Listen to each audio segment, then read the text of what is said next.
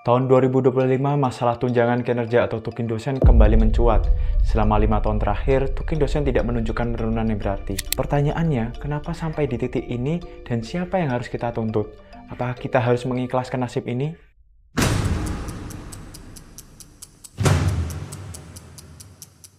Data menunjukkan bahwa selama periode 2020 hingga 2024, tukin dosen tidak pernah turun, bahkan beberapa indikator menunjukkan peningkatan. Perubahan nomenklatur kementerian dari Kemendikbudristek menjadi Kemendiktisaintek menyebabkan keterlambatan dalam pengajuan kebutuhan anggaran dan rancangan peraturan presiden tentang tukin bagi pegawai di lingkungan Kemendiktisaintek, termasuk dosen ASN. Angka-angka ini menjadi tolak ukur seolah-olah tidak pernah mengalami evaluasi ulang, meskipun situasi ekonomi dan anggaran pendidikan mengalami tekanan. Wakil Menteri Pendidikan Tinggi, Sains dan Teknologi, Prof. Stella Christy, menyatakan bahwa tukin dosen ASN untuk periode 2020 hingga 2024 tidak dapat dicairkan karena pada masa tersebut belum ada pengajuan anggaran dan regulasi yang mendukung pencairan tukin bagi dosen ASN. Sementara itu, untuk tahun 2025 sendiri, Kementerian Keuangan telah menyetujui anggaran sebesar 2,5 triliun rupiah untuk tukin dosen ASN. Namun jumlah ini hanya mencakup sekitar sepertiga dari total dosen ASN yang berjumlah 81.000 orang. Artinya masih banyak dosen yang belum mendapatkan hak mereka secara penuh. Mau gimana lagi? Jika anggaran tidak disesuaikan dengan realitas, siapa yang harus kita tuntut?